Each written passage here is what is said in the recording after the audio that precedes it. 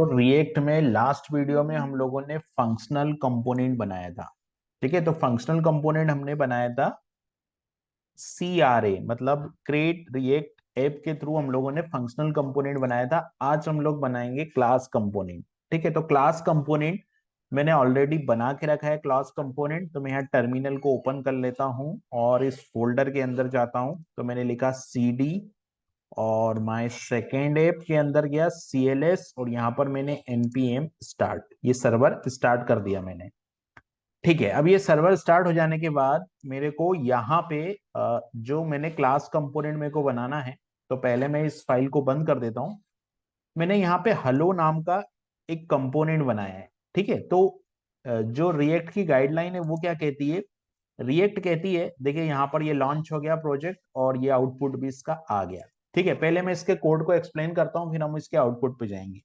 ठीक है, यहाँ पे रिएक्ट कहती है कि अगर आप कोई कंपोनेंट बना रहे हैं और आपकी जो फाइल, जो जेएस फाइल से कंपोनेंट रेंडर होगा, उसको आप एज ए, मतलब इसका फर्स्ट लेटर कैपिटल होगा और बाकी सारे जो लेटर है वो स्मॉल में होंगे, और इस तरीके से आप कंपोनेंट जो जेएस फाइल बनाएंगे। तो मैंने यही किया। यहाँ पर देखो आप, मैंने हेलो डॉट जेएस नाम का कंपोनेंट बनाया है, तो यहाँ पर फाइल का नाम मैंने रखा है हेलो डॉट जेएस।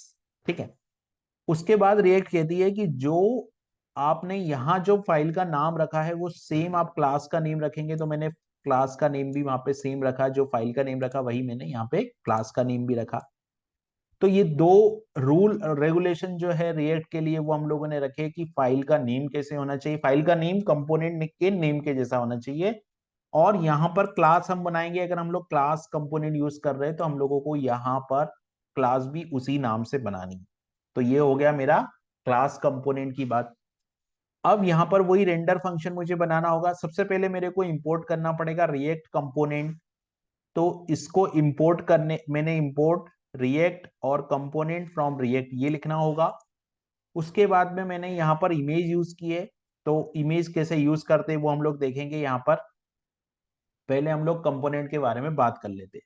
तो मैंने क्लास कंपोनेंट बनाया और एक्सटेंड कंपोनेंट क्लास को किया। यहाँ पर मैंने एक रेंडर मेथड बनाया और इस रेंडर मेथड के अंदर एक डिप बनाया जो कि हेलो एवरीवन रिटर्न कर रहा है और एक इमेज को रिटर्न कर रहा है। तो अगर आपको कोई इमेज यूज करनी है, अगर आपको यहाँ पर इमेज यूज करनी है तो आप यहाँ पर क्या करोगे, इंपोर्ट करोगे। यहाँ पर इंपोर्ट प्रोफाइल फ्रॉम ये प्रोफाइल डॉट png। अब तो इमेज कहाँ होगी, आपकी इमेजेस जो रखनी है आपको एसआरसी फोल्डर के अंदर रखनी है।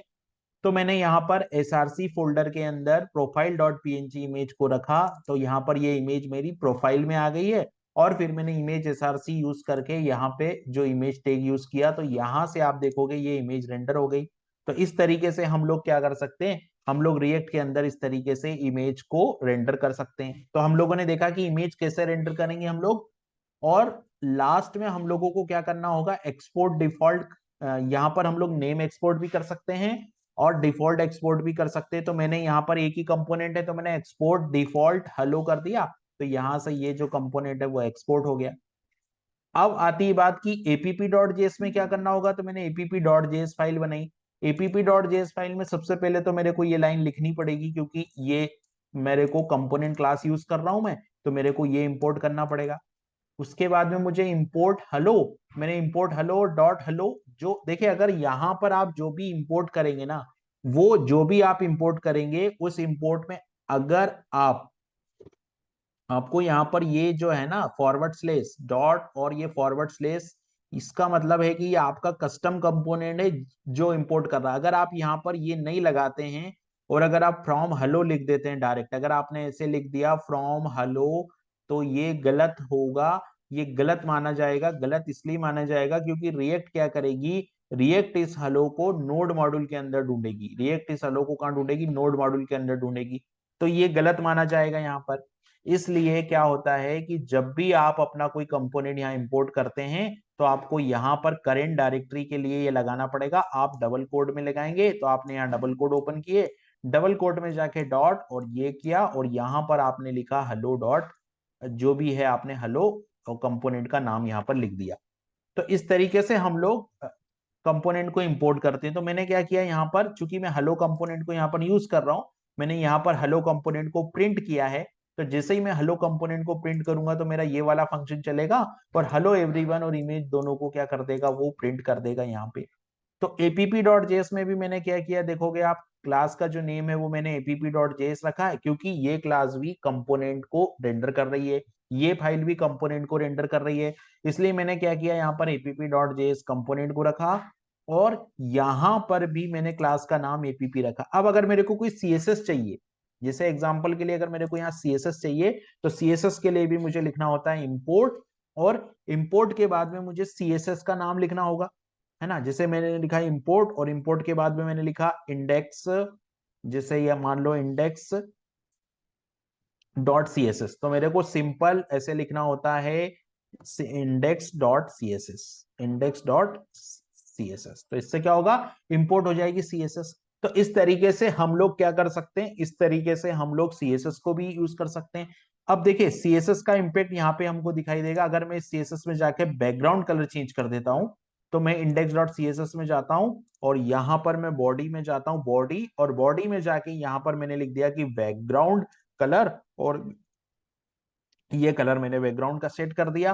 तो क्या होगा, बैकग्राउंड कलर यहाँ पे चेंज हो जाएगा, ये चेंज हो गया बैकग्राउंड कलर।